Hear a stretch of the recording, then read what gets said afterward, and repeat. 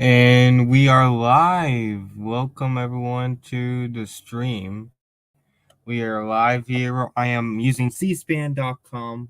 We're live here right now as we are underway. The debt ceiling. This is my first ever coverage of this stuff. So right now we are live right now. We're about 30 minutes away from the actual what's it called? The vote starts. They have it starting at, let's see, they started the debate 30 minutes ago. And let's see, the rules passed earlier. We got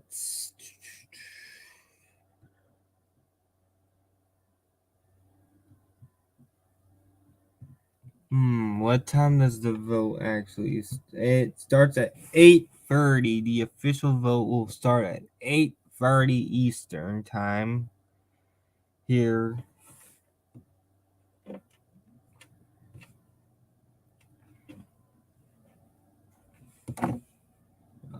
We got right now. I got a map going right now.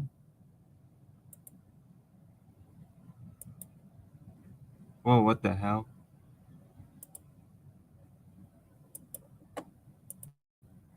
What? Whoa! All right. So we're live here on. I have C-SPAN up, but I'm going to show you guys the map by click of what I got so far. This is the yays and nays on the vote. So right now I made this map. 3 representatives will not be able to have yet. I have yet to hear not give their. The 337 is what I have not here. The 3 here that are grayed out, those are the people that are not going to be attending tonight's vote and are grayed out. So we need either side needs 217 if all are there to pass this bill. The rules packets passed to 41 to 187 earlier today. The Republican representatives that I have filled out that are not going to vote the yes vote, the no votes for Republicans I got are Chip Roy, Ken Buck, Ralph Norman, Bob Good, Matt Rosendale, Andy Biggs, Andrew Clyde, Roland Belbert, Dan Bishop, Keith Self, Brian Donald, Elijah Crane, Nathan Mays, Leslie Hunt, Anna Paulina Luna, Corey Mills, Matt Gates, Mary Miller, Mike Waltz, Michael Cloud, Russell Fly, Josh Burkeen, Scott Perry, Kat Kamek, Mike Collins, and Andy Ogles IV, Diana Harshberger, Eric Burleson, Vern Buchanan, Alexander, that is Democrat, William Timmons, Harriet Hageman, Victoria Sparks, Jim Banks, Bill Palsy, Ben Crine, Jeff Andrew, Debbie Lesko, Alexander Mooney, Tom Tiffany, Randy Weber, and Ryan Zinke. I don't have Tom Tiffany on there. Let me just go fix that right quick. Whoops. The Democratic no and the Republican maybes I have up are the Republican likely knows Tom Burchard, George Santos, Clay Higgins, and Troy Niels. Democrats voting no: Alexandria Ocasio-Cortez, Pramila Jayapal, Ro Khanna, Jared Hoffman, Raul Guevara, Jerry Nadler, Troy Garcia, Corey Bush, Jamal Bowman, and Greg Zizar.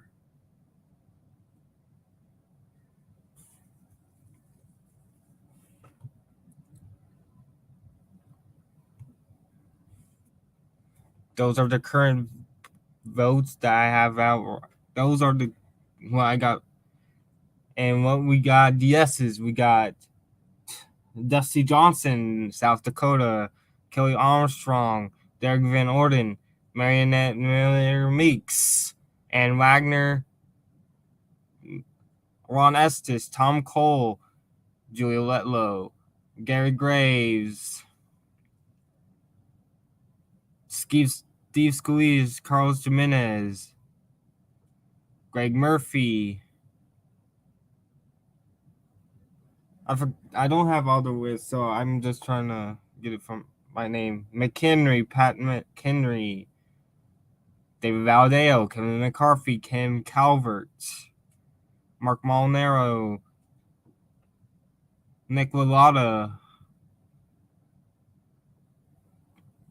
I've forgotten some of the names, but this is what we got so far on the Republicans. Yes and no's, and Democrat and no's. There's still a lot undecided that I have yet to hear feeds from, but we'll see what's going to happen during the vote. Again, the Republican no's are Chip Roy, Kim Buck, Ralph Norman, Bob Good, Matt Rosennell, Andy Biggs, Andrew Clyde, Lauren Boebert, Dan Bishop, Keith Self, Brian Donalds, Elijah Crane, Nancy Mace, Wes Hunt, Anna Paulina Luda, Corey Mills, Matt Gaetz, Mary Miller, Mike Waltz. Nice. Mike Crowd, Russell Fry, Josh Burkeen, Scott Perry, Kat Kamek, Mike Collins, Andy Ogles, Diana Harshberger, Eric Burleson, Vern Buchanan, William Timmons, Harriet Hageman, Victoria Sparks, Jim Banks, Bill Palsy, Ben Klein, Jeff Andrew, Debbie Lesko, Alex Mooney, Tom Tiffany, Randy Lauber, and Ryan Zinke, Tim Burchett, George Santos, Clay Higgins, and Troy Niels. The Democrats voting no. We got Alexandria Ocasio-Cortez, Pramila Jayapal, Ro Khanna, Jared Hoffman, Raul Garvilla, Jerry Nadler, Troy Garcia, Jamal Bowman, Greg Cesar. Those are all the no's as of right now that I have on the list. Let me get over to the debate so I can let you guys listen along with me. And we have Pelosi. It's perfectly clear the validity of the public debt of the United States shall not be questioned. And the bipartisan agreement, we honor our sworn oath as lawmakers to uphold this constitutional duty. While I find this legislation objectionable, it will avert an unprecedented default, which would bring devastation to America's families. Millions of jobs eliminated, trillions in savings erased. Her Twitter handle still Speaker Pelosi? Car payments, credit card bills, and more. And let us commend President Biden for his responsible leadership to prevent this unconscionable outcome while protecting Social Security, Medicare, Medicaid, protecting health care for our veterans as our commander-in-chief, climate infrastructure, our economy. Gentlelady's time urge has our expired. colleagues to support the full faith and credit of the United States. It shall not be time has questioned. expired. I yield back. Pelosi's a yes, I'm guessing. The gentleman from Missouri is recognized. That's the guy. Thank you, Mr. Speaker. I'm pleased I to forgot his yield name, 1 but- minute to the gentleman who has worked numerous hours, days. In fact, he's been working since January to get where we're at today. And we're pleased to have the gentleman from California, Speaker McCarthy. Gentleman's recognized. And the Mr. Speaker of the Speaker, House is speaking. Let me first say how grateful I am to Congressman Graves and Mr. McHenry.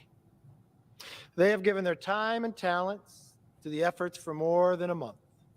Our entire conference and The country Speaker of the owes House. them a debt of gratitude.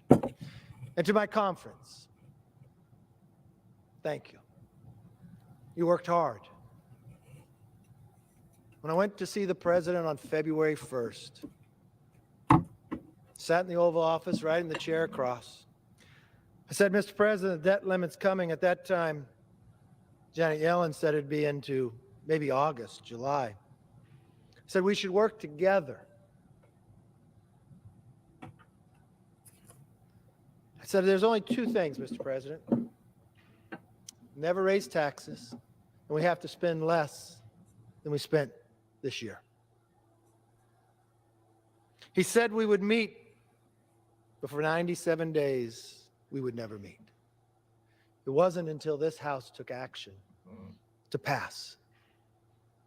I sit back and I think for one moment, what if that bill didn't pass because nothing passed in the Senate? If that bill had not passed, the only other option sitting over here in a discharge position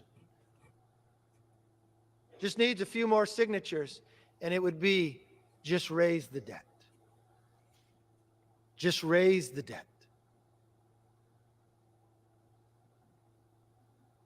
But tonight is going to be different. Tonight we're going to do something we haven't done before. Tonight we're going to give America hope. Tonight we are going to vote I'm thinking for we the may have largest savings in American history. Over someone going to ask $2.1 to trillion. have a motion to vacate the chair, which will That's what we're remove voting on. McCarthy as Speaker. Don't know when that Mr. Speaker, might be. every great nation that has overextended itself has collapsed. Mindful of this truth, George Washington said in his farewell address that a healthy public credit is a source of strength and security for a nation.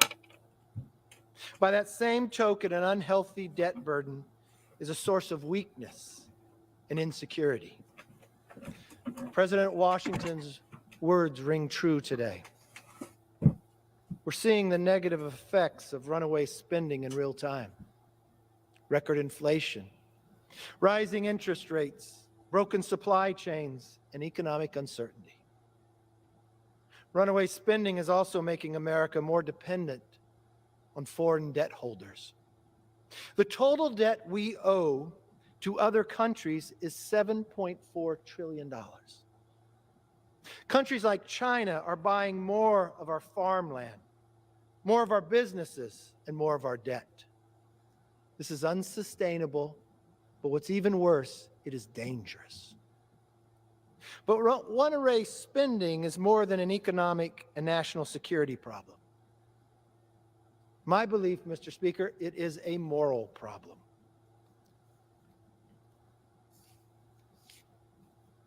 Mr. Speaker, this is Haley. Haley was born at 9:58 a.m. on April 11th of this year.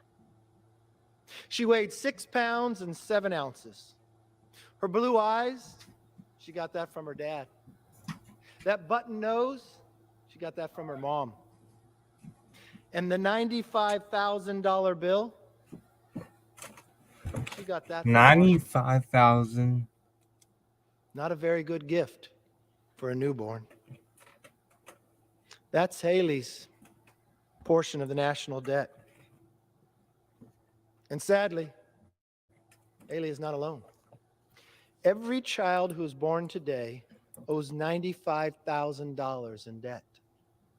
Mr. Speaker, that's $10,000 more in debt for every child since this president took office. It reminds me of what Ronald Reagan once said.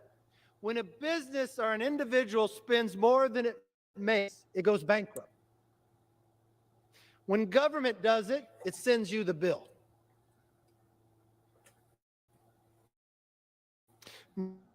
Washing diction, both and so let's stop it. I'll be honest, tonight's bill doesn't stop it. But for the first time, we begin to turn the ship. This shouldn't be our last.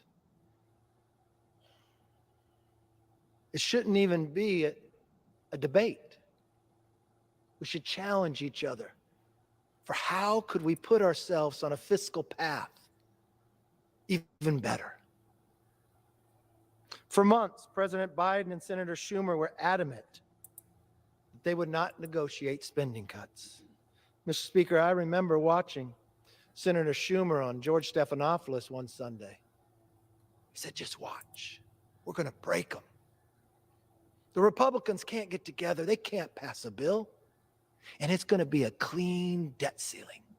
You just watch. The only person that didn't pass the bill was the person who made that quote.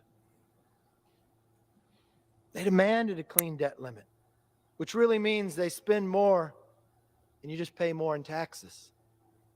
House Republicans said no. Over the past 4 months, we fought hard to change how Washington works. We stopped the Democrats from writing a blank check for more spending after the largest spending binge in American history. It brought us some of the worst inflation our nation has ever known. We used the power we had to force the president to negotiate. You would watch me day after day requesting to negotiate with the president. We produced a bill that in divided government takes a step towards smaller government, less regulation, more economic growth, and more take-home pay. And unlike previous speakers, you don't have to pass the bill to find out what's in it. You had 72 hours to read it, and it's only 99 pages. 15 of those pages were just rescissions. Just money that we had spent that sat there. Here's the bottom line, Mr. Speaker. The Fiscal Responsibility Act is the biggest spending cut in American history. I, for one, Mr. Speaker, don't want to be on the wrong side of history.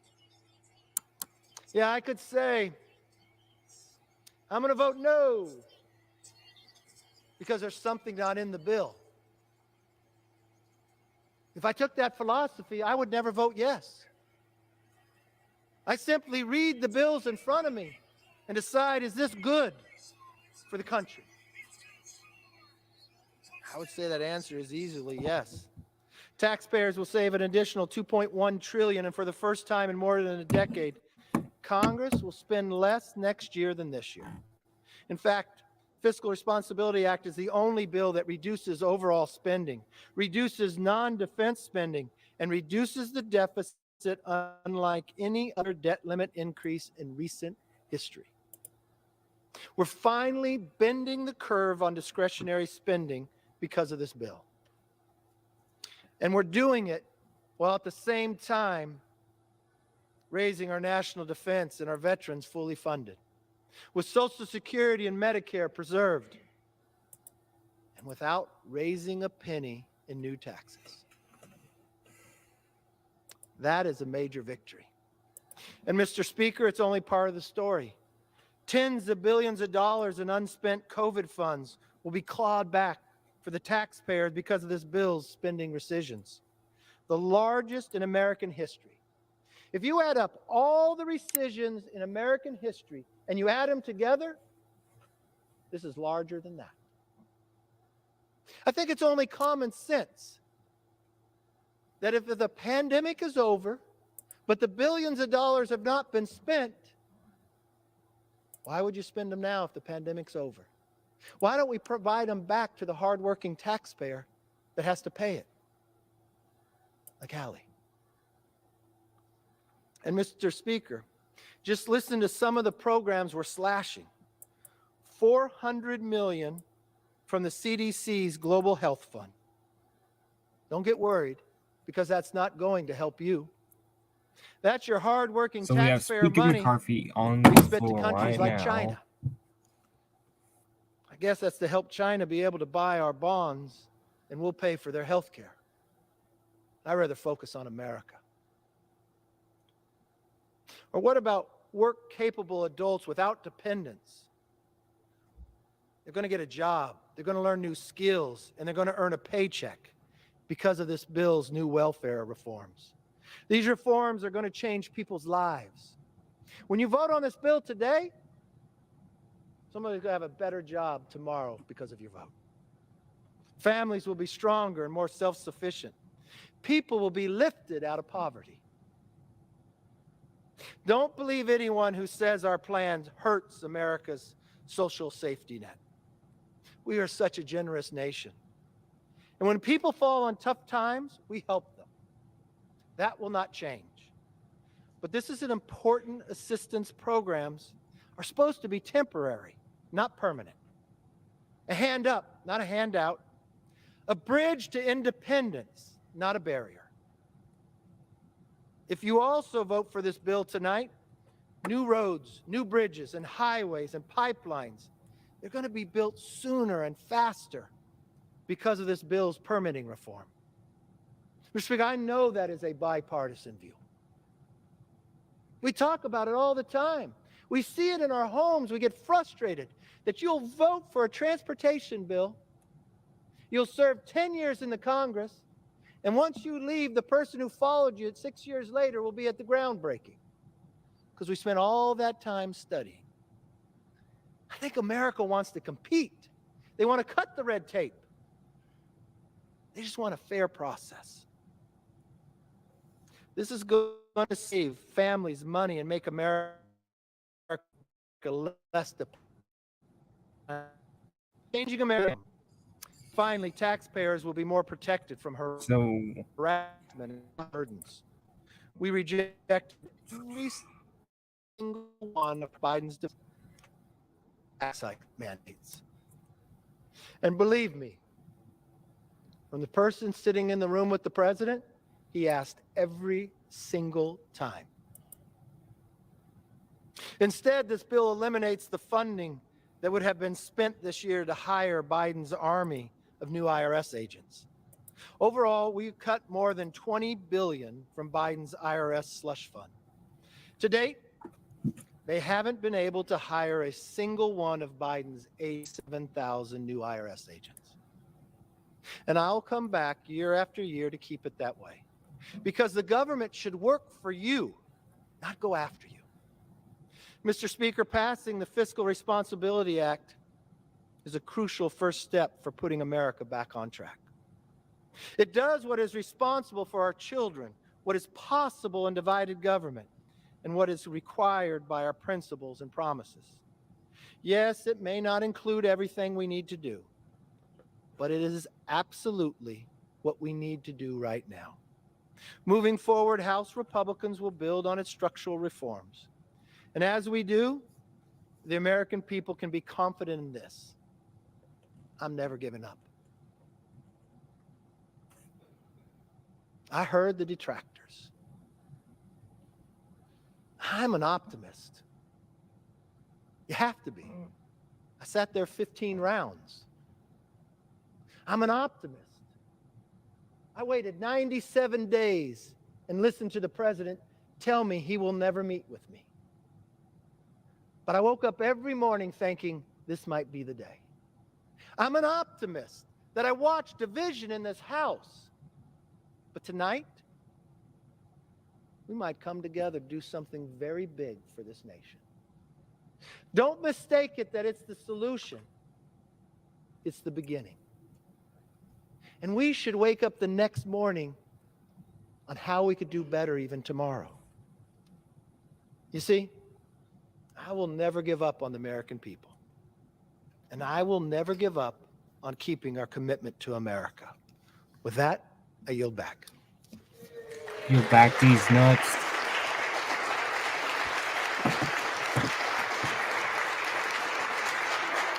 Does the gentleman from Missouri reserve? The gentleman from Massachusetts is recognized. Thank you, Mr. Speaker. I want to yield 1 minute to the gentleman from Oregon, a champion of the Inflation Reduction Act, the tax credits that were included, Mr. Blumenauer. Thank you, Mr. Speaker. It's amazing how the Republicans can make political drama appear smaller than life. Major questions with extremists are reduced to parody and political theater. We may have averted catastrophe, but it doesn't mean there was not a real cost to America. We should commit to never again allow such political hostage-taking. Instead, led the foundation for using the clear language of the 14th Amendment to avoid the debt ceiling altogether.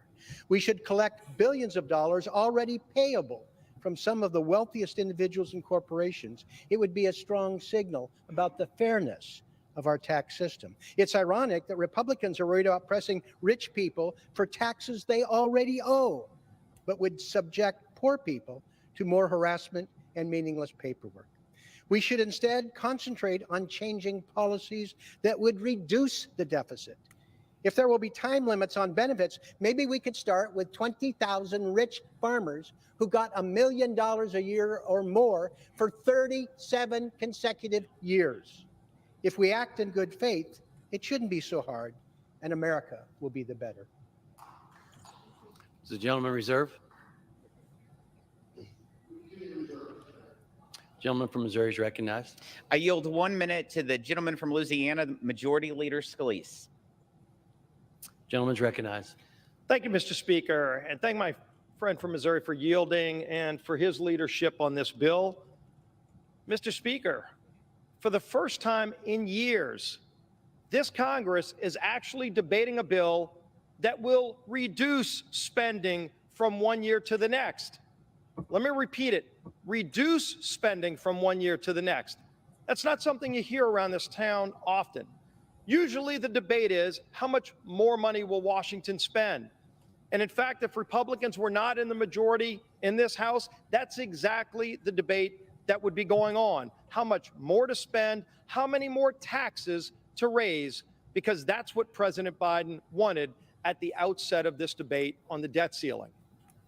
And just for a little background, let's be clear what the debt ceiling is. The debt ceiling is the nation's credit card. And for the last 2 years, you saw out of control, reckless spending to the tune of trillions of dollars, where President Biden and his allies racked up so much debt that they maxed out the nation's credit card. And so we're at this point to address that problem. But Mr. Speaker, wouldn't it make sense at the same time that we're addressing the problem that President Biden created with years of spending money that we don't have, that we also have an honest discussion and start solving the problem that caused the nation to max out the credit card? That's what this debate has been about for the last few months. And frankly, I think it's a debate that has been a long time coming in this nation. And so over months of debate, while no one gets everything they want, I think it's important that we talk about the things that we got, that we talk about the things that the American people will get out of this bill that will help start turning the trajectory of our nation's spending in Washington, finally putting our country back on a path where we can keep this debate going. This is the first step. Let's make no mistake about it. This bill doesn't solve all of the problems that have been created over years and decades, but it starts to finally turn the ship of state in the right direction. And it starts with real savings. Over $2 trillion in actual spending cuts. That's in the bill. Again, very historic first step.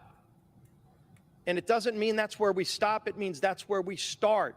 You don't get the next round of trillions in spending cuts if you don't lock in the first 2.1 trillion that are in this bill. Now, something else we do. We actually go and reclaim for the taxpayers of America what's been identified as $28 billion in slush funds floating around Washington, all under the name of COVID. President Biden himself actually said COVID is over. We passed legislation here in this House under this Republican majority to end the pandemic so we can get our country and our economy back going again. Yet there's $28 billion out there still unspent that liberals in Washington want to spend.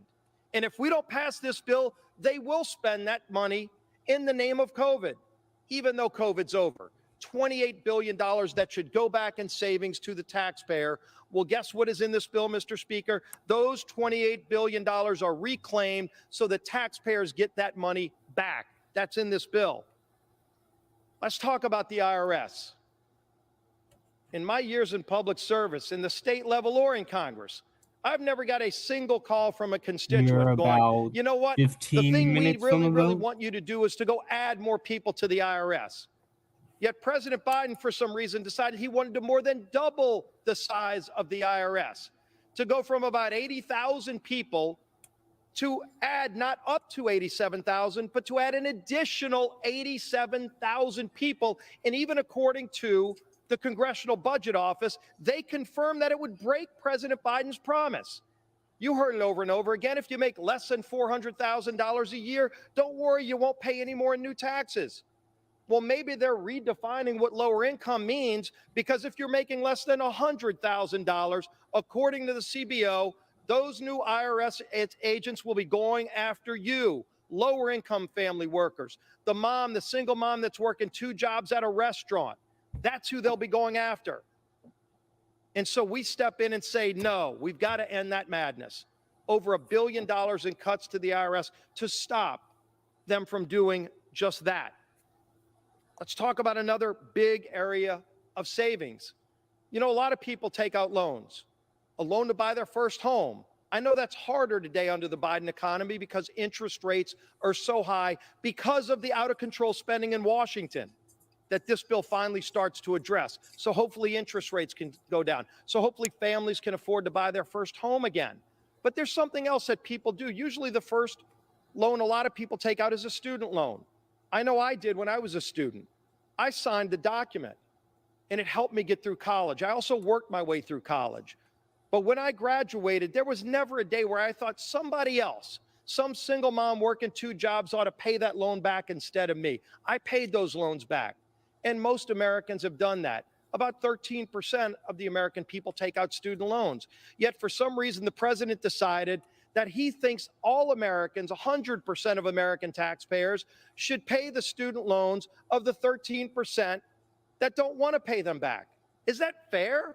Does anybody think that's fair to all of those people who are working hard, barely getting by in a tough economy? And so what we do is we actually start those loan payments back. That's $60 billion in savings just this year, in the first year, so that people don't have to carry the burden for something that somebody else said they would do. This is America. We make our choices. If you want to take out a loan, you should have that ability, but you shouldn't then expect somebody else to go pay it for you. Let's get back to the values that made this country so great. We put real permitting reforms in place, something we haven't seen in decades. Anybody that's trying to build anything in America, if you're trying to build a factory, if you're trying to maybe add on to your farm, if you've got a barn and you want to add on to it, they find a puddle in the back and under waters of the U.S., next thing you know, you got 5 different federal agencies where groups are suing to stop you from getting that permit. Even though you've done everything right, you followed all the rules. So we finally fixed that. We create a one-stop shop so that if you're trying to get a permit, if you're playing by the rules, somebody else can't go game the system to try to kill your project by going to one agency and you spend 2 years fighting that lawsuit. You win that one. The next day they file another lawsuit with another agency and another. And next thing you know, it's 10 years later and you just give up and walk away. It happens all the time in America. By having a one-stop shop, but we also put shot clocks on the unelected bureaucrats. Because you know what, Mr. Speaker, if a federal agency tells you that you have to get them some information back, they don't say, hey, get it to us whenever you want it. They give you a deadline, and it's usually pretty soon. And if you don't meet that deadline, you don't get your permit. But if you get them all the information, you might wait 6 months, a year, or longer to hear back from the federal agency. These are people that work for the taxpayers of America. Shouldn't they have the same requirements and a shot clock on them that they put on you, the American people paying their salaries? That's in this bill. And finally, Mr. Speaker, real work requirements. I don't think there's ever been a time in America where there are more jobs that are open, people looking for workers. You can go to a restaurant if you want to take your family out for a nice dinner, and you're seeing a third of the tables empty, yet they're not seating anybody because they don't have enough workers. Why is that? Because the federal government is paying millions of people right now not to work. Think about that. In America, where everybody's looking for workers, the federal government is borrowing money from countries like China to pay people not to work. This is insanity. And for all the people out there that are working, they're paying that freight. Why don't we say for people who are able-bodied, who are able to get back into the workforce, there's a social safety net for people who run on hard times. But if you just choose to sit at home and turn down jobs, that's your prerogative as American. Don't ask somebody who's working 2 jobs to pay for you to sit at home and turn down work. And by putting work requirements back in place, something Joe Biden himself voted for as a senator. You also strengthen Social Security and Medicare, two programs that are going bust under President Biden's runaway spending that we shore up in this bill, actually strengthening those programs that are so important to the people who paid in for it. There's more work to be done. Absolutely. And we will get to work tomorrow working on the next round of things we need to do to keep getting this country back on track. But we never get there if we don't start with the first step.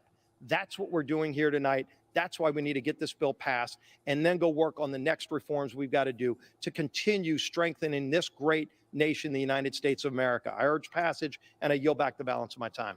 Gentleman yields. I reserve. Gentleman from Massachusetts. Thank you, Mr. Speaker. The distinguished majority leader failed to mention that we raised the national debt 3 times during Donald Trump's presidency. He failed to point out that $8.7 trillion was added to the national debt during Donald Trump's presidency. With that, let me yield 1 minute to the distinguished gentleman, a productive member of the Ways and Means Committee, Mr. Pasquarello. Gentleman is recognized.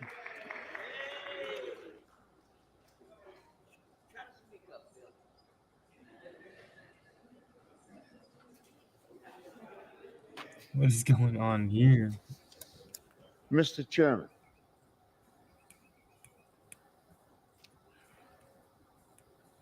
the only problem is our tax system is broken, That's what she said. and you don't want to talk about it.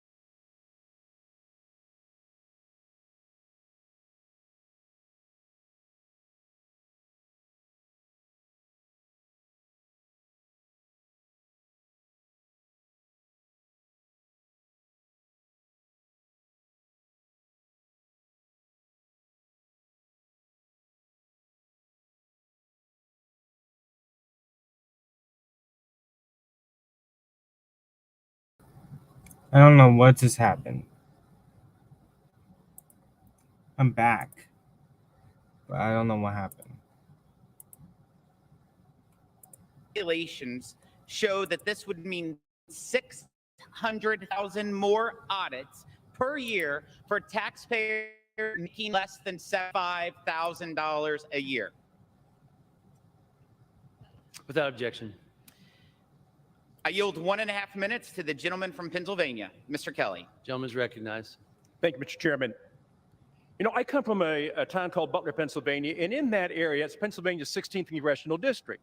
in that district, the average annual income for a family of 4 is about $52,000. Now, down here, people laugh and say, nobody can live on $52,000 a year. I said, in my district, they do. In my district, they do. But let's talk about this in kitchen table economics. Kitchen table economics. Last year, we had about $4.9 trillion in revenue. We spent $6.2 trillion. Kitchen table economics, you tell that family that earn $49,000, go out and spend $62,000, and they look at you like there's something wrong with your head. And they said, you can't do that. I said, your government does. Your government does. They do it every year, and they do it with your tax dollars. Listen, this is America's wake-up call. This isn't about the blue side of the house or the red side of the house. Look up in the gallery. That's red, white, and blue. That is America. Those are the people that pay our taxes. All we're asking tonight is we look at the Fiscal Responsibility Act. What a weird name to be used in Washington. I wish we could stop playing this game of who struck John. Both parties have spent too much money for far too long. We got about 5 minutes until the vote. This is the USS Abraham Lincoln, and it takes more than one person at the wheel. We've all got to grab that wheel, and we've got to start pulling on that wheel to turn this ship around. Gentleman's time has expired. Thank you. I appreciate the time, but I got to tell you, tonight's a wake-up call, America. Not a Republican wake-up call or a Democrat wake-up call, but an American wake-up call. Please, wake up. Does the gentleman reserve? A reserve. Gentleman from Massachusetts is recognized. Thank you. They're applauding for me, Mr. Speaker. Thank you. Mr. Speaker, with that, I'd like to recognize the distinguished gentleman, member of the Ways and Means Committee from Illinois, Mr. Davis, for 1 minute. Gentleman's recognized. Thank you, Mr. Speaker. I commend President Biden, Leader Jefferson, all of our negotiators for the great work they've done to keep us from defaulting on our debts. This agreement protects critical funding for children and families, and especially am I pleased with the protections for homeless youth in school, foster children who've aged out of care, and veterans in need of health services. It protects Medicare, Medicaid, Social Security. This bill protects historic investments in clean energy. It also protects the 40 million student loan borrowers under President Biden's student loan relief plan, and it provides relief for some of my concerns about SNAP and work benefits and work requirements in TANF. I still have some serious concerns about how it affects the environment and responds to climate control issues. The bill is not everything I wanted, but it does give us an opportunity to pay our debt and protect the good work we've done during the first term of President Biden. Gentleman's time has expired. Thank you, Mr. Speaker, and yield back. The gentleman reserve. We continue to reserve, Mr. Speaker. Gentleman from Missouri is recognized. Thank you, Mr. Speaker. I yield 2 minutes to the gentleman from Texas, the budget chairman, Mr. Arrington. Gentleman's recognized. Thank you, Mr. Speaker. As I have repeatedly warned, the fiscal state of our nation is in decline. Our financial health is rapidly deteriorating, and our national debt is unsustainable. And by the way, both parties bear some blame. But one thing is for sure, Mr. Speaker, we didn't get here overnight, and we won't get out of this mess with just one piece of legislation. Here's my admonition to my colleagues. This can't just be a one-off deal. It must be the beginning of a movement to restore fiscal sanity in our nation's capital. We must end the era of big government funded on the backs of our children and change the culture in Washington to continuously and repeatedly rein in our out-of-control deficit spending. But today, there's only one deal on the table and only one question for me and my colleagues to answer. Do the biggest cuts to the wasteful and bloated bureaucracy, record rescissions of federal funds, and reforms to welfare and environmental regulations constitute a meaningful step in the right direction? Mr. Speaker, the answer is unequivocally yes. As I've said all along, we will pay our bills, we will protect the good faith and credit of the United States, but we will not give politicians a blank check to bankrupt our country. The American people gave Republicans the majority in the House to stop our Democrat colleagues' unbridled spending and reverse Biden's failed economic policies. And I believe the Fiscal Responsibility Act is certainly a good start, which is why I support this piece of legislation, and I urge my colleagues to do the same, and I yield back. Gentleman Arrington yields. is a Gentleman yes. reserve. So it looks like. Reserve. Gentleman. Thank you, Mr. from Speaker. Let me Massachusetts. recognize the gentlelady from Alabama, a very capable member of the Ways and Means Committee, Ms. Sewell, for 1 minute. Gentlelady is recognized. Mr. Speaker, I rise in support of the bipartisan budget agreement in order to protect Medicare, Medicaid, and Social Security while also preventing a devastating default on our debt. To be clear, this bill is Sewell far is a from yes. perfect, Sewell. but it prevents a default. It prevents future efforts to hold this nation hostage for the rest of the 118th Congress, and it prevents cruel Republican cuts. This budget agreement that President Biden negotiated funding for education, health care, veterans benefits, Medicare, Medicaid, and Social Security. Most importantly, it prevents Republicans from forcing a devastating default that would kill countless jobs in my district and destroy our economy. Mr. Speaker, I join in expressing my frustration with the crisis that my Republican colleagues have manufactured.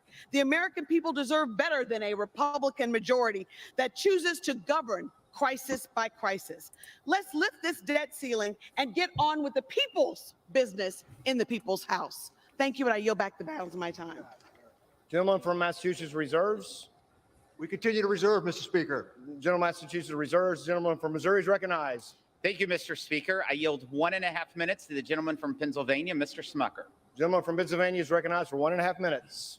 Thank you, Mr. Speaker, and I thank the chairman for yielding. We Mr. got- Speaker, I rise It is today in 8:30 support Eastern. of the Fiscal I Responsibility think Act. after this one, How could I we'll not get support the a bill vote. that claws back billions in unspent COVID funds? A bill that cuts trillions in Biden's out-of-control spending. A bill that caps spending levels for years to come. And a bill that enacts work requirements to bring more Americans back into the workforce, lift households out of poverty by connecting them with the best anti-poverty job program, A Good Job. And most importantly, this bill begins. It's a start to put our nation on a better fiscal trajectory. Our debt to GDP today is at the highest level ever since the end of World War II. If we do nothing to curb spending, our federal debt will be double our GDP by 2050. This is a start to change our trajectory. Now, I wish I could be voting for more than this. I liked our original bill a heck of a lot better. But fact is, the president and the Democrats who control the Senate fought hard to maintain their spending addiction. Given that we only control the House, I'm very pleased with all that is in this bill. It's most definitely an improvement over existing law, and I'm disappointed that some of my colleagues don't see that. This bill will give our creditors the confidence that we can govern by putting us on a better path. It's a step in the right direction, and I'm proud to support it. Gentleman from Missouri reserves. Reserves. Gentleman from Massachusetts is recognized. Thank you, Mr. Speaker. There isn't anybody in this chamber who believes that Republicans will abide by a cap on defense spending in the next year. Let me yield 1 minute to the distinguished gentlelady from Washington, Congresswoman Delbene, a champion of the child tax credit. The gentlelady is recognized for 1 minute. Thank you, Mr. Speaker. I rise today in support of the bipartisan budget agreement. This deal will protect American families and our economy from a devastating default on our nation's bills in just 5 days. It will also shield our veterans, seniors, law enforcement, and schools from the worst of the extreme demands my Republican colleagues issued while holding our economy hostage. This deal is far from perfect, but we can't let perfect be the enemy of the good when the stakes are this high. A default would mean an immediate recession, millions of jobs lost, devastating retirement accounts, and higher borrowing costs for Americans. Compromise means that no one gets everything they want. So we have a choice between a catastrophic outcome or a chance to move forward with a bipartisan compromise. The worst outcome here would be a default. So let's get this done and over to the Senate so we can take default off the table. I yield back. Gentleman from Massachusetts reserves. Continue to reserve. The Thank you. gentleman from Missouri is recognized. I yield 1.5 minutes to the gentlelady from New York, Ms. Malliotakis. The gentlelady is recognized for 1.5 minutes. Mr. Speaker, the Rolling Stones said, you can't always get what you want, you get what you need. And we need to avert a default that would stop checks to our seniors, benefits for our veterans, hurt the US dollar and Americans' retirement savings. We also need to change the fiscal trajectory of our nation. And this bill does both by reducing inflationary spending for the first time in over a decade with the largest savings in history, imposing spending caps and adding checks and balances on the executive branch. We started from a place where the president and the Senate refused to negotiate, and we ended with conservative wins. That includes stopping Biden's plan to hire additional IRS agents this year, clawing back unused COVID funds, expanding work requirements to reduce dependency on public benefits, and cutting costly red tape that slows down critical infrastructure projects. While no deal is perfect, this is only the beginning, and we cannot allow the perfect to be the enemy of the good. Republicans under the leadership of Speaker McCarthy have restored balance to government. We've put an end to the Democrats' massive inflationary spending sprees, and we will continue to fight for the American taxpayers as we proceed in this process to stop reckless policies that fuel inflation. I yield back. Gentleman from Missouri reserves. Reserves. The House will come to order. Thank you, Mr. Speaker, for Will order. members take their conversations off the floor? The House will come to order. Thank you. The gentleman from Massachusetts is recognized. Thank you, Mr. Speaker. A very capable woman on the member of the On, Ways and Means please Committee get is to the the gentlelady vote. from Wisconsin, Congresswoman Moore, for 1 minute. Gentlelady is recognized for 1 minute. Thank you so much. Republicans claim that they just had to threaten the economic well-being of every American man, woman, and child because of the $31 trillion debt was too high.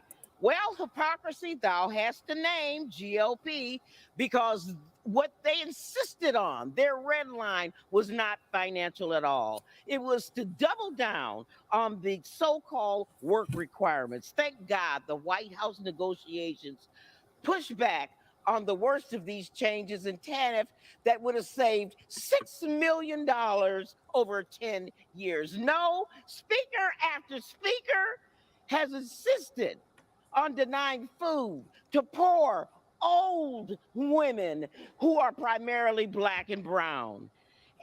You know, it seems like the pound of flesh that you get is more delicious than having savings. But just wait. Before the ink is dry on this bill, you will be pushing for $3.5 trillion in business tax cuts. Watch my word. You heard it here first. I yield back. Gentleman from Massachusetts reserves. Gentleman from Massachusetts reserves. Continue to reserve, Mr. Speaker. The gentleman from Missouri is recognized. I yield 1 minute to the gentleman from Pennsylvania, Mr. Muser. Gentleman from Pennsylvania is recognized for 1 minute. Thank you, Mr. Speaker. I thank the chairman very much. Mr. Speaker, while the Fiscal Responsibility Act is not perfect, and God knows we need serious corrections, but there are at least 10 conservative American provisions in this bill that will benefit our economy and advance a higher level of fiscal responsibility. And let's be honest, this is the most conservative bill that can pass with a Biden White House and a Schumer Senate. The Fiscal Responsibility Act stops the excessive spending, stops the bleeding, and adds to our workforce with work requirements. It includes the most important federal environmental permitting reforms in 40 years. And don't take my word for it.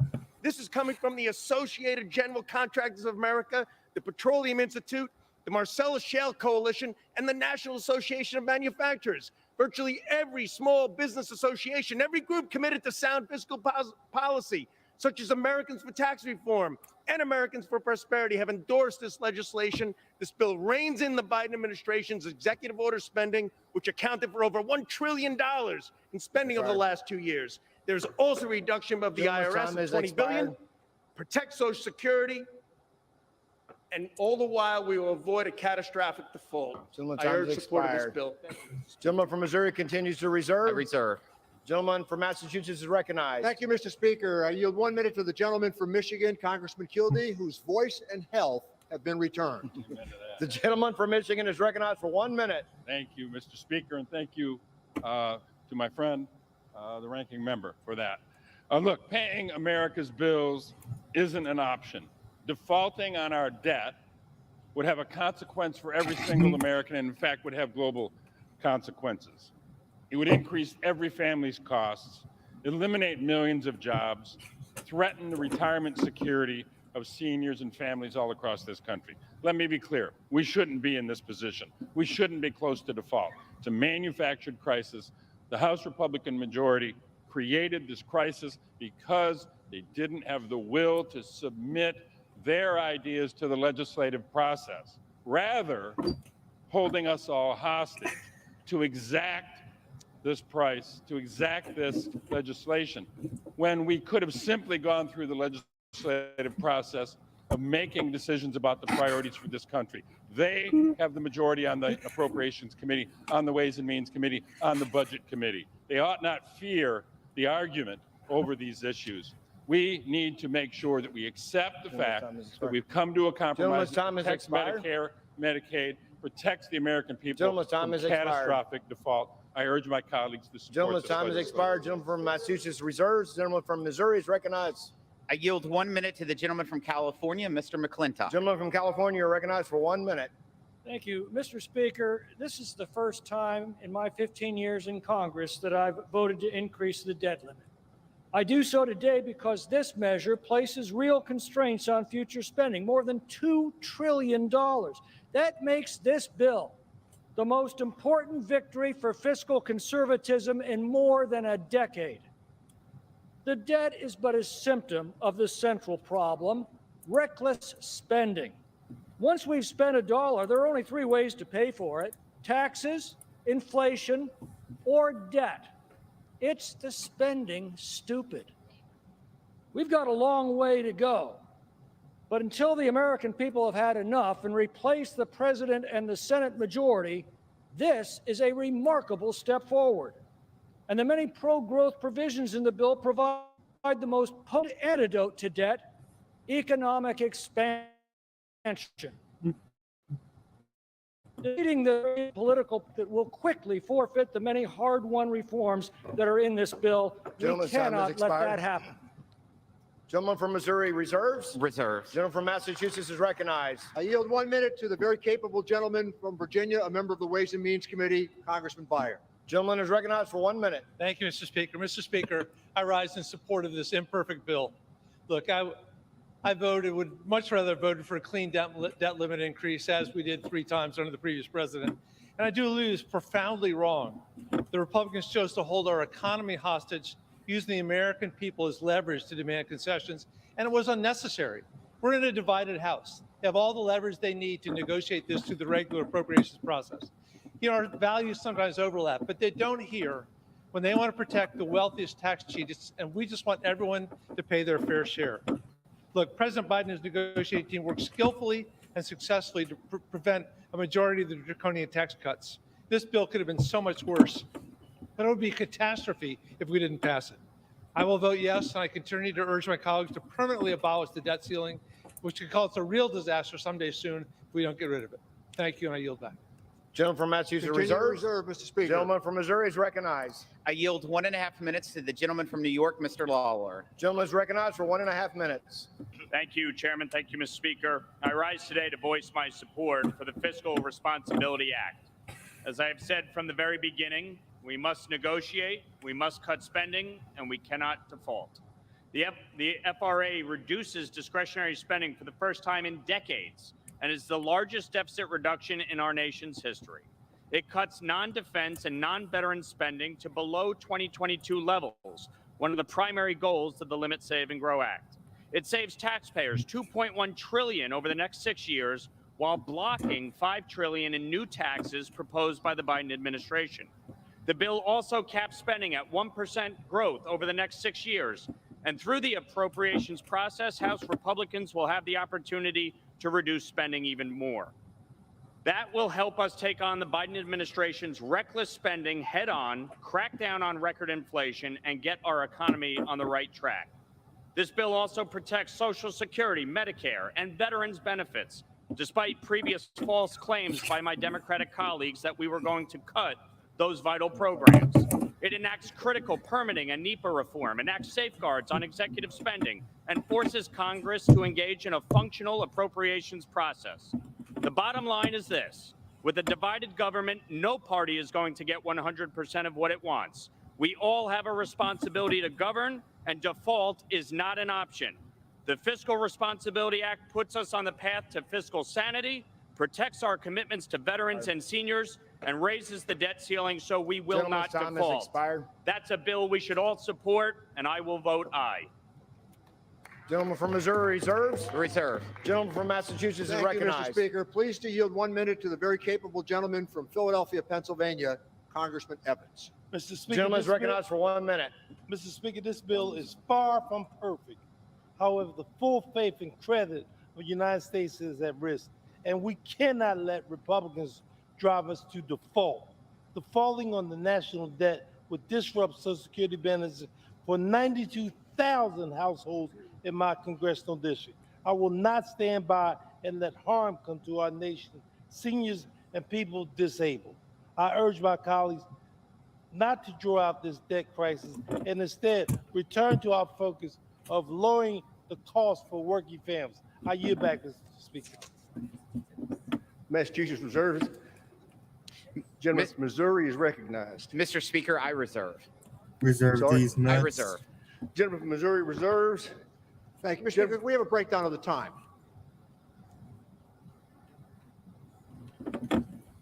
Gentleman from Massachusetts has 10 minutes. The gentleman from Missouri has 4 minutes. Thank you. Thank you, Mr. Speaker. Let me yield 1 minute to another very capable member of the Ways and Means Committee, the gentleman from Illinois, Mr. Snyder. For how much time? Thank you, Mr. Speaker. 1 minute. Gentleman from Illinois is recognized for 1 minute. Thank you, Mr. Speaker. I rise today in support of the bipartisan budget agreement and President Biden's work to ensure the nation pays our bills and avoids catastrophic, self-inflicted economic crisis. This legislation protects the many bipartisan achievements realized in the last Congress, such as the Infrastructure Investment and Jobs Act, CHIPS and Science Act, and PACT Act, as well as the Inflation Reduction Act with its historic investments in addressing climate change. With this vote, we will protect Social Security, Medicare, and Medicaid, and prevent devastating cuts sought to life-sustaining SNAP and TANF programs. With this vote, we will keep America moving forward.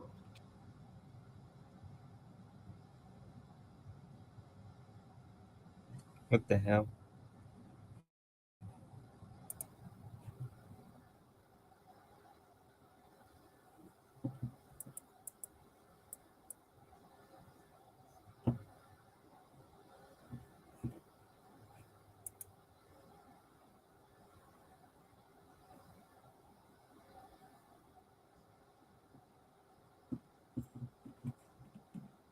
What is going on?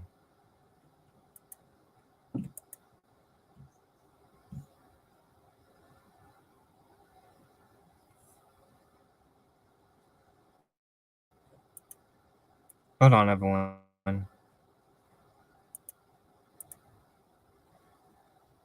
Follow and engage with C-SPAN on Twitter, Instagram, and Facebook at C-SPAN. Use their leverage for concessions. And so, in a divided government, governing means compromise, and it gets us this bill. Legislation that would, would raise the debt ceiling until 2025. 2, the bill would stop the drastic cuts desired by the Republicans, and it would protect Social Security, Medicare, and Medicaid. And although it limits SNAP for certain ages, it expands those types of benefits for veterans and our homeless. And finally, we protect the historic legislation that we passed last Congress to invest in our infrastructure, our manufacturing, reduce our drug costs, and care for veterans. And part of this bill even furthers our transition to clean energy. So I will vote for this bill, but we have a lot more to do if we want to get serious about reducing our debt and deficit. But that only begins when we stop governing by crisis and start governing by leadership. Thank you, Mr. Speaker. I yield back. Gentleman from Massachusetts continues reserved. Gentleman from Missouri. I yield 1 minute to the gentleman from Texas, Mr. Pfluger. Gentleman from Texas is recognized for 1 minute. Thank you, Mr. Speaker. I rise today on behalf of my district, the most important energy district in the country, and on behalf of American energy independence, and on behalf of all Americans who are searching for a reasonable solution to a looming crisis. There are approximately right now 229 major fossil fuel projects in the United States currently awaiting permit approval. A recent study found that $157 billion in energy investment was stuck in the NEPA pipeline, and that simply a 2-year NEPA deadline would spur $67 billion in energy investment. Killing energy projects by the bureaucratic red tape nightmare and the slow walking that we've seen is unacceptable. No more. I'm extremely proud of the energy reforms, the NEPA reforms, the EPA reforms in this bill, the first in over 40 years, which will speed up over 200 projects to lower costs for consumers and protect our national security. No, this bill is not perfect, and arguably it shouldn't be. A divided government yields compromise, and it slows the heavy hand of government. But saving $2 trillion, lifting families out of poverty, and defunding IRS agents is worth it. Vote yes for America's energy independence. Gentleman's time's expired. Chair, I recognize the gentleman from Massachusetts. Mr. Speaker, I want to yield 1 minute to the distinguished gentlelady from the Virgin Islands, an alum of the Ways and Means Committee, Congresswoman Plaskett. Gentlelady from the Virgin Islands recognized for 1 minute. Thank you, Mr. Speaker. Through Democrats' leadership, Democrats have protected our hard-earned and historic economic recovery. That team secured an agreement that prevents Republicans from forcing devastating default and rejects their most extreme cuts in the GOP default You can't in vote America in bill. the what's it called? President Biden's The agreement House vote. Why are you protected talking? Social Security, Medicare, Medicaid, veterans health care. This was a negotiation with individuals whose Delegates prime can't vote. priority was cutting food assistance and protecting the wealthy. And that was their main priority across the entire negotiation.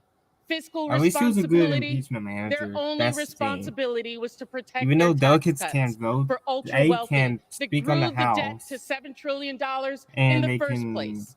The president be impeachment successfully managers. insisted that this agreement was going to include time limits on SNAP. It needed to include meaningful improvements to SNAP. Republicans protected the wealthy at the feet of the neediest Americans. Gentlelady's time's expired. Democrats understand the needs of the American people and Gentlelady- our most vulnerable Americans. Come on, give her as some well more as the full time. faith Gentlelady's and time credit Give her some of time. the American Gentlelady's no people. longer recognized. Gentleman from Massachusetts reserves. Gentleman from Missouri is recognized. Mr. Speaker, I'd like to remind my colleagues that because of the Republican Tax Cut and Jobs Act, the bottom 20% of Up and earners get to this saw vote. their average federal tax rate fall to its lowest level in 40 years. Low and middle income families of four saved at least $2,000 on their tax bill each year. I reserve. Gentleman from Missouri continues reserve. Gentleman from Thank you, Massachusetts. Mr. Speaker. Let me recognize the distinguished gentleman from Georgia, the ranking member on the Agricultural Committee, Mr. Scott, for 1 minute. Thank you very much, Gentleman's Chairman. recognized. Ladies and gentlemen, this is the most historic night. Gentlemen will suspend. The House will be in order. Gentleman needs to be heard. Thank you. Gentleman's recognized. First of all, I want to thank President Biden. President Biden invited me, along with the other leaders, ranking member and chairman of our Agriculture Committee. It gave me a chance to I don't talk really like the Agriculture straight to Committee. the president about the I haven't- serious right. food shortage that's coming to our veterans. Right now, when I told him, and many of you may I'm gonna not be- know this, I'm not from the. the veterans I never grew are up on the living farm, but in I would hate, more and I would hate insecure to be on the food Agriculture Committee as a households city than kid. anybody else. A 7.4% Because I don't understand that. than the Like, I general wouldn't public. understand how And when that I shit. told President Biden that, he said, we got to do something about it. And that's when he moved with his energy to be able to take not What only, energy does the President Biden veterans, have? but SNAP and others off of Gentleman's SNAP time's expired. work requirements. Gentleman's time's God expired. bless this president for his leadership. Gentleman's time's expired. Chair will remind members that they need to remove their conversations from the floor. The speakers deserve to be heard. Gentleman from Missouri is recognized. Mr. Speaker, I reserve. Gentleman The continues to speaker, reserve. the chair Gentleman is the from guy that Massachusetts almost is beat up recognized. Matt Gates. Let me recognize the distinguished gentleman from Indiana, Mr. Mervin, for 1 minute. Gentleman from Indiana is recognized for 1 minute. Mervin. Thank you, Mr. Speaker. I ran for Congress to solve problems, and this legislation averts a crisis. A default would jeopardize millions of people with Frank unemployment, J. Mervin. increase credit ratings or increase interest rates, and risk retirees and devastate their 401ks. A default would also jeopardize numerous investments in the American worker in the 117th Congress, including the Infrastructure Investment and Jobs Act. This bill not only increased created jobs, but it also, with a strong Buy American provision, strengthened our domestic steel and manufacturing base. And it also allows for I guess our I missed members, part our of the debate veterans to be where protected they and puts funds were dedicated to the talking about health benefits and where they provides had the resources for the opposition toxic exposure fund. I appreciate the dedicated work of the administration and the Democratic colleagues. For my neighbor Gretchen, who had anxiety about her 401k, this bill supports the American Gretchen? worker. Gretchen It Whitmer supports is your the neighbor? American industry, the Makes steel sense, industry, and since it also you're from Indiana protects and the you're from American dream. she's from I'm Michigan. voting yes. Gentleman from Missouri is recognized. I reserve, Mr. Speaker. Gentleman from Missouri reserves. Gentleman from Massachusetts Mr. is Speaker, could I recognized. inquire as to how much time? Gentleman from Massachusetts has 5 minutes remaining. Okay. Gentleman from Missouri has 2.5 minutes. We're waiting on one speaker, and I'd like to move this along, depending on what the chairman's position is. We're prepared to After close. you're prepared to close? And we're about to get the vote going. Not here. We're prepared to close. This gentleman from Massachusetts is recognized for closing. Thank you, Mr. Speaker. I think that this has been an elevating conversation about how we arrived here tonight. Our colleagues on the other side, they voted for the infrastructure bill. They voted for the CHIPS Act. They voted for the CARES Act. They voted for the defense spending increases, and they voted for a tax cut in 2017 that borrowed $2.3 trillion that was added to the national debt. Now, for those who might be paying attention tonight, the national debt is the cumulative effect of deficits. These were annual deficits that were run up. Neither So party right is now we responsible are for the about to pandemic. get the vote underway here in the On House. March 11th of 2020, we were warned what was coming. 20 million jobs evaporated. Tonight, in some measure, True. because of the leadership of Joe Biden, every one of those jobs has been returned, and 9.5 million jobs go unanswered.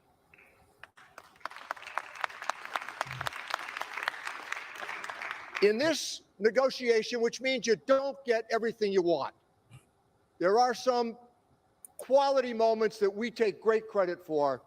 We defended Social Security, despite the fact there were 3 Republican senators who proposed cuts to Social Security. That's the reality. We defended Medicare. We defended Medicaid, and we defended veterans benefits. And very proud of the fact that we wrote the Pandemic Relief Act. There's a group here tonight, I've been here long enough to know this, they were against this before they were against it. They were against it years ago. Never mind tonight. But this moment of bringing the nation Get the to vote default, going. what this does, or what it would do to the American dollar as the currency of choice for the world, what this would do in treasury markets for liquidity purposes, what this would do to the hard-earned 401k plans of the American family, to take us to this moment in this showdown that we had. This argument tonight was never about perfection. All 435 members of this House would probably have written a different version of this bill. But in divided government, that's not reality. Now, the last point I want to make is this. In coming days after this righteous debate about balancing the budget, our Republican colleagues are about to offer a massive tax cut. We need to be ready because of the fiscal rectitude that they have offered on this floor tonight. So the corresponding responsibility of all of us is to point out what they intend to do with another tax cut. 201, $1.3 trillion. And by the way, with 2 wars and 2 million more veterans that we need to support. Now, the other reality is back in 2003, another $1 trillion of tax cuts. And the worst one of all, that tax cut in December of 2017, where they borrowed $2.3 trillion for a tax cut that went to the wealthiest among us and had very meager economic growth. So this debate tonight was a good and spirited one because we also have, I think, found a common purpose in passing this legislation. But let's engage this debate going forward. If we want the things that we say they want, we're going to have to pay for them. And that means at some point revisiting these tax cuts that have been put on the table in an arbitrary fashion, and as I noted, with borrowed money. I yield back the balance of my time. The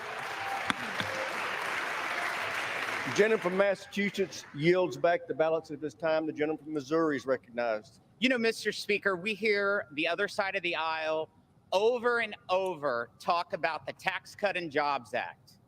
Well, let me tell you about the Tax Cut and Jobs Act.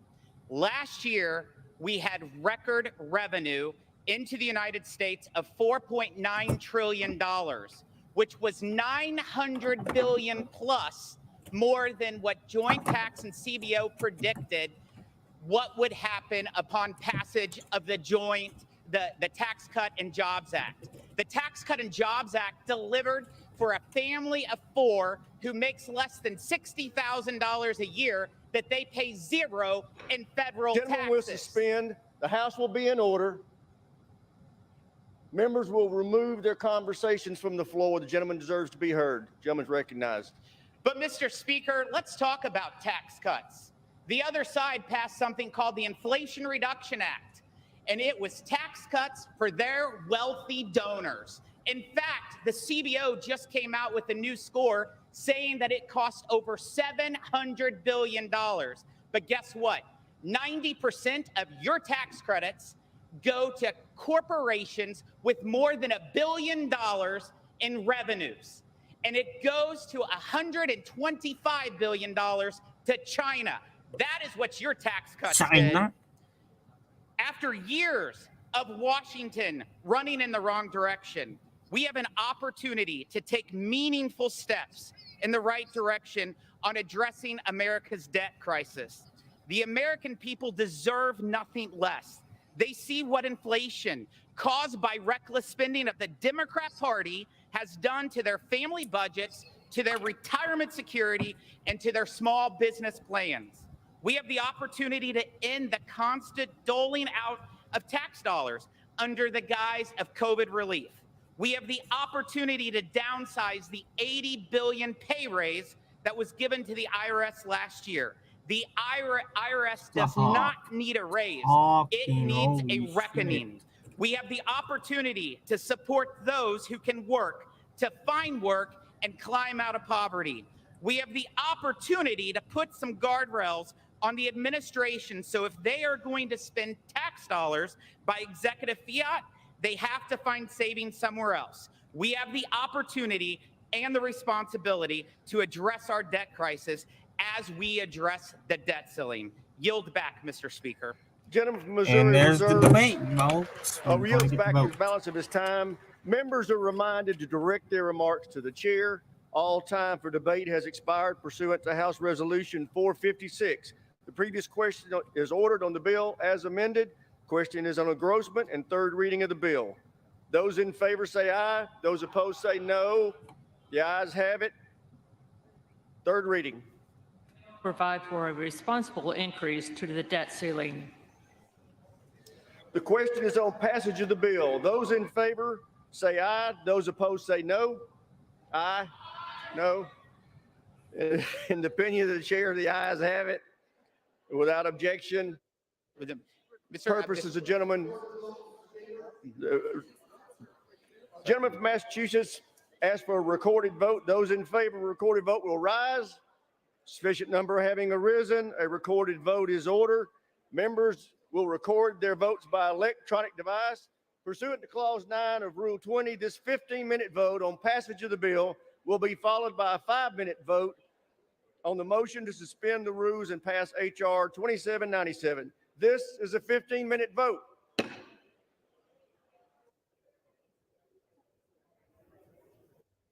And a final passage vote here in the House of the bipartisan deal to increase the U.S. debt limit until 2025.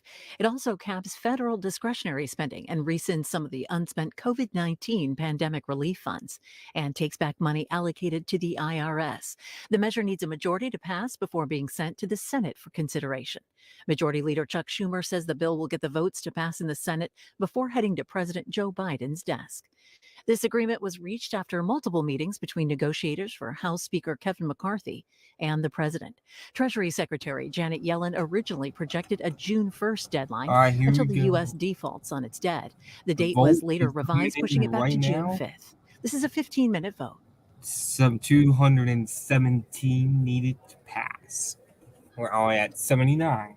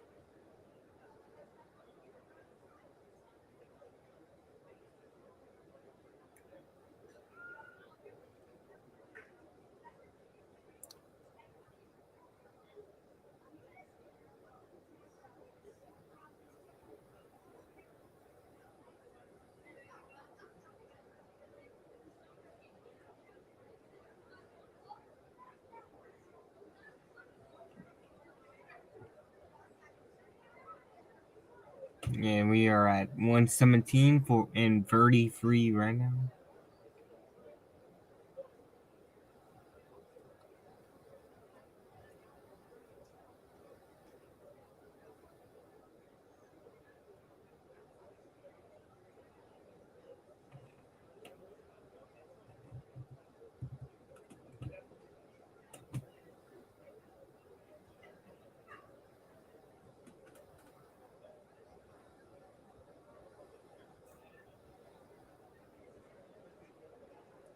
And about 6 months on to the job, and we might see the end of the speakership of Kevin McCarthy as well tonight.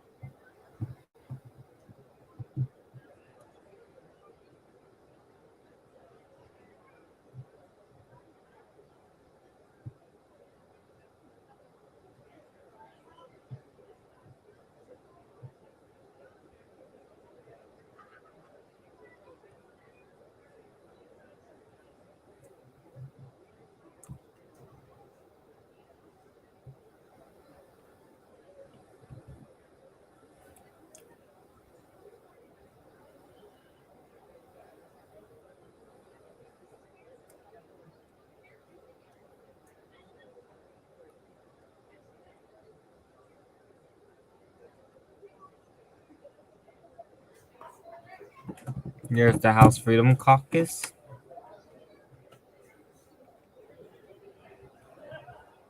They all will vote no, I'm expecting.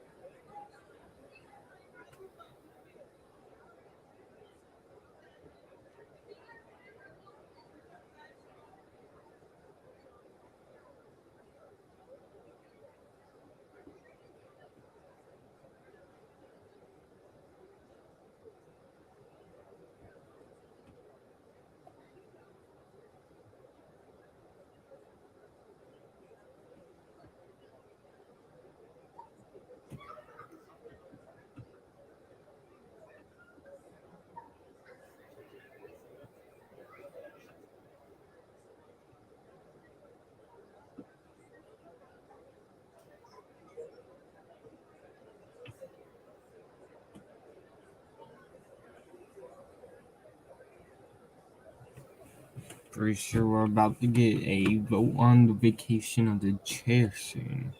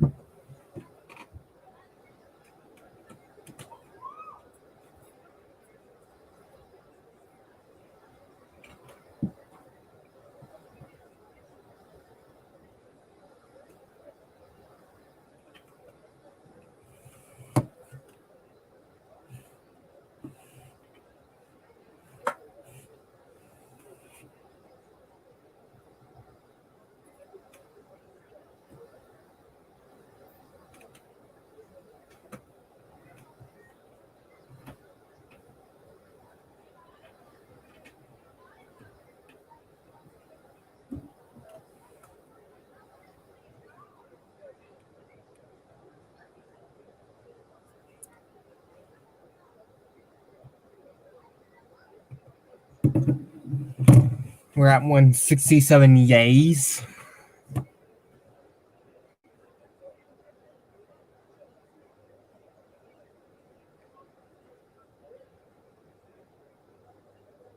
$15 nays.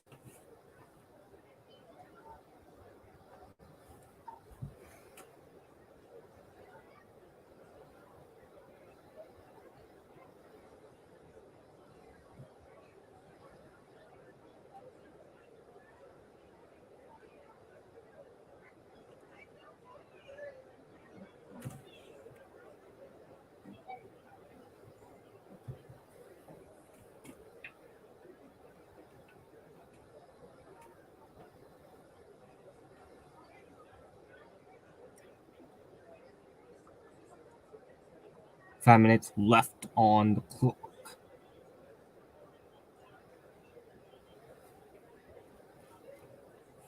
Remember, 217 needed to pass. Right now we're at 1.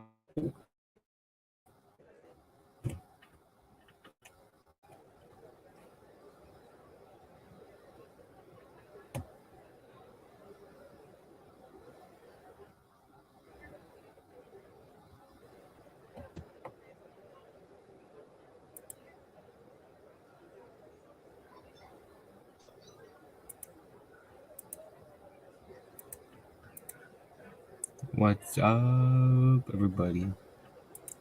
So we just joined us. We have to vote for the debt ceiling. We are at 177 yays, 56 nays, 217 needed to pass. 444 left on the clock.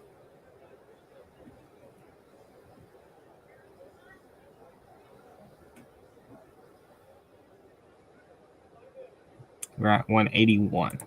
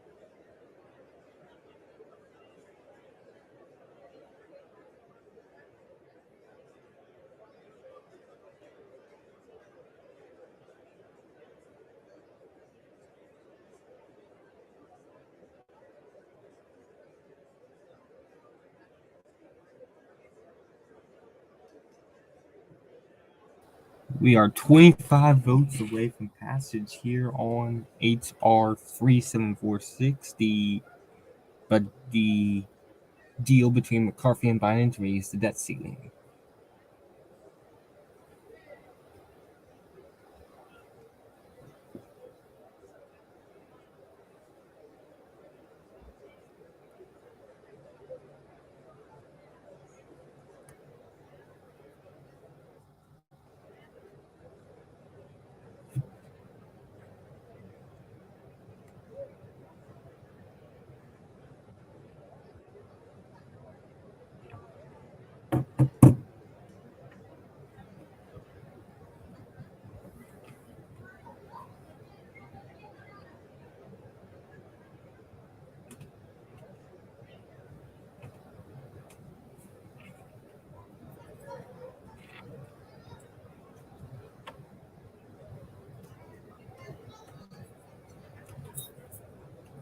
We're at 197, 198.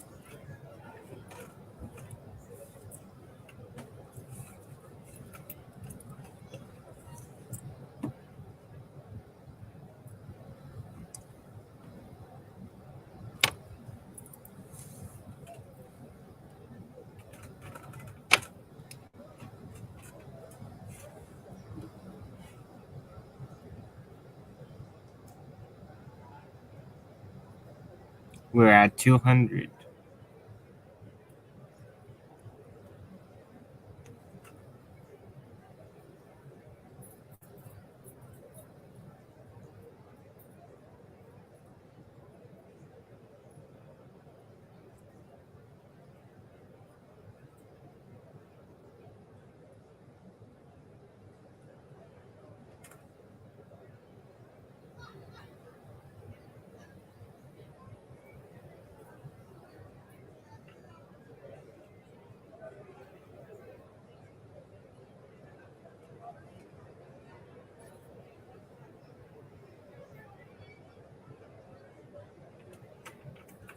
At 209. The 70, 210, 72, 211. It passes when we get to 217.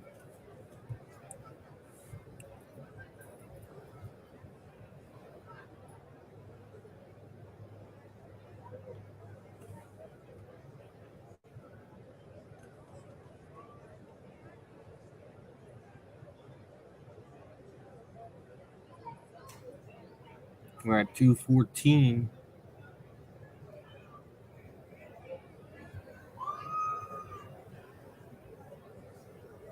And there we have it. The debt ceiling has passed.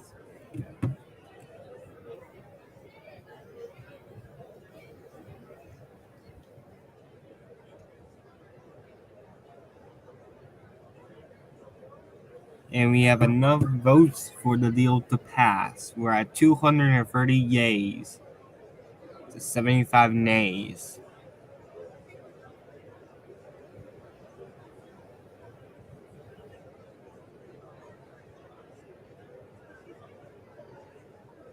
It's not even going to be close at this point. All the non-voters are going almost 80% for the yays at this point. We might not even have 100 opposed.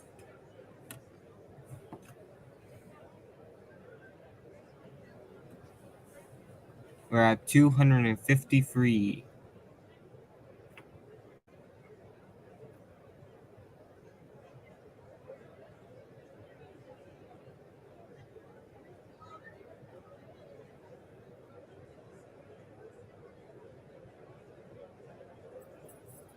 Time has expired, but the final votes are getting processed. 259 yays.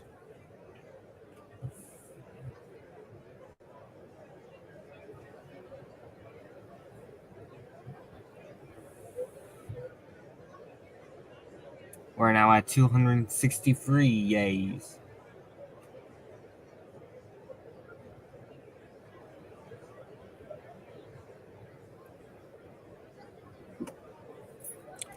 This bill being passed It's a huge win for President Biden and for the Speaker of the House. Even though the Speaker of the House may lose his speakership tonight, there will not. There's so many non-safe district Republican.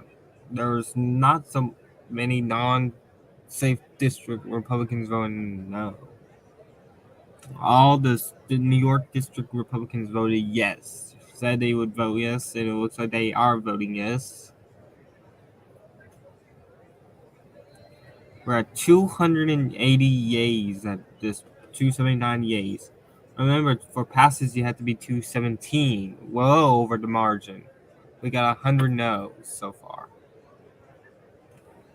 Look at the House Freedom Caucus. They're about to prepare for their motion to vacate the chair.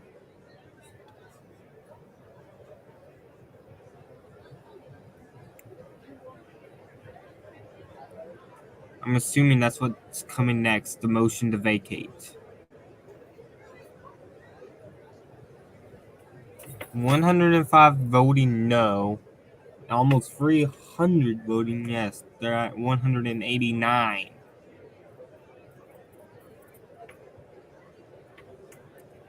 We avoid disaster for now. The deal still has to avoid a filibuster in the Senate.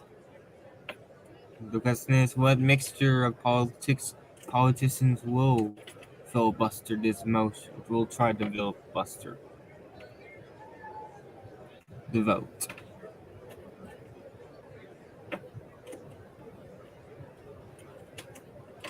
So what happens if the Senate filibusters this vote? Well, if the Senate filibusters the bill will fail, and the United States will go into default, most likely a government shutdown on October 1st as well. We'll lose a lot of. I wish I had my financial math teacher on here so he could explain what all would happen, but I'll probably have him on next time for the Senate vote. But overwhelming support here in the House of Representatives, it's going to be an overwhelming majority. And we have hit 300. It looks 299. We're about to hit 300 votes for the agreement, and there we go. This is overwhelming majority. A super majority has voted to approve this bill.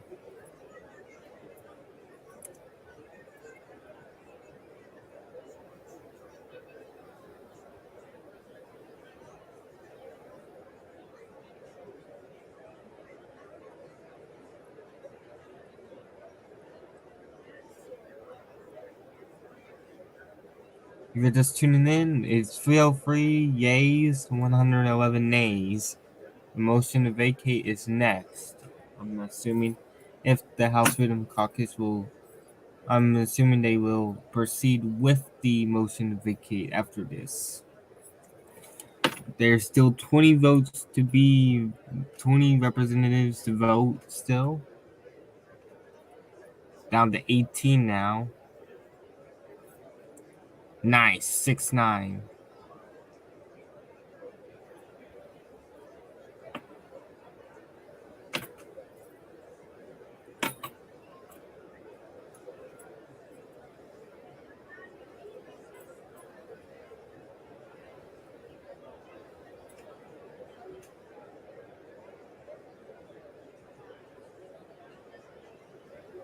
I don't think we have had a motion to vacate the chair in a long time, if I'm assuming. This is starting to look this is a huge defeat for the Progressive Democrats and the Freedom on the Democratic Party and the Freedom Caucus in the Republican Party.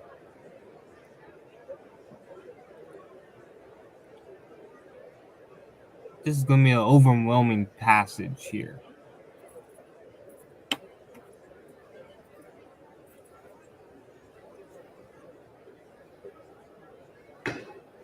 And the gavel has fallen.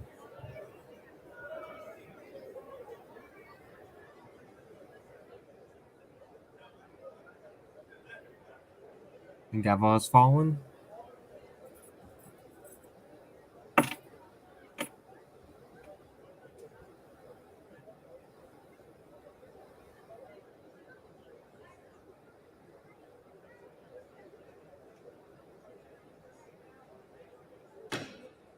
All members voted.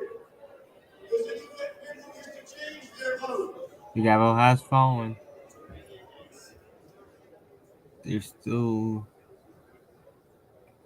and it's way over the 217 needed for passage.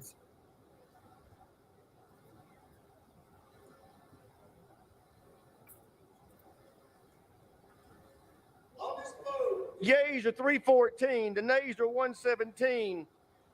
The bill is passed. And there you go. Gavel Without came objection, a down. motion to reconsider is laid on the table. 314 to 117.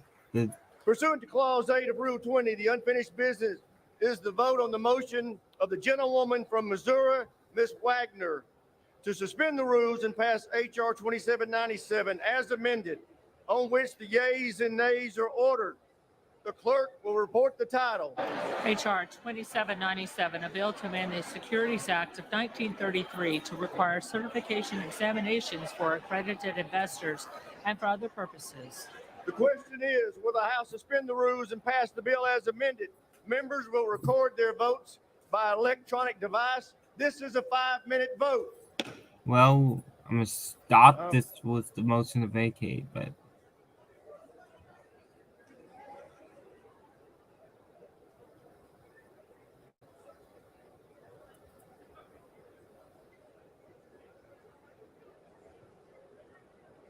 so 317 to 314 to 117.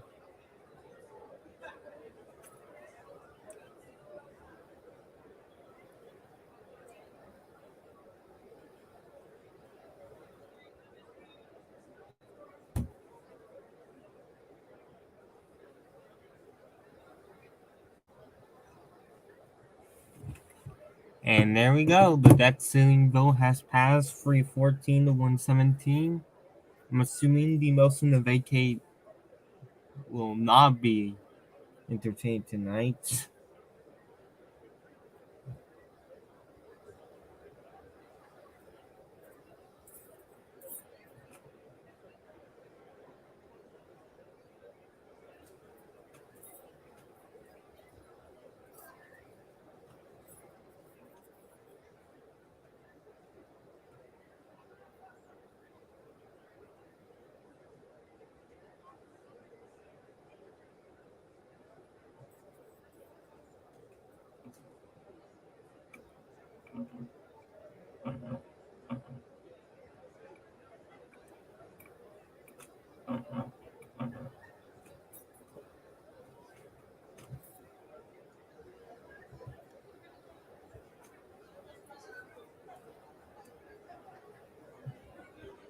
I'm assuming the motion to vacate is after this widow vote. And this here. last vote in the House is on a bill that would require the SEC to create a standard certification exam for accredited investors who would not otherwise qualify based on their net worth or annual income or professional certification.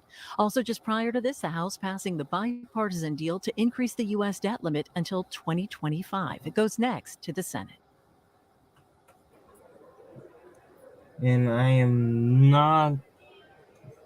So, folks, final thoughts.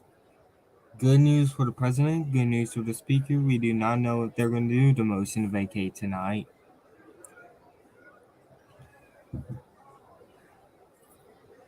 I'll see you guys. So, on to the Senate next, where it'll face a potential filibuster, which would sink the bill. Thank you so much for watching the stream, and I'll see you guys when the Senate votes on it in a couple days.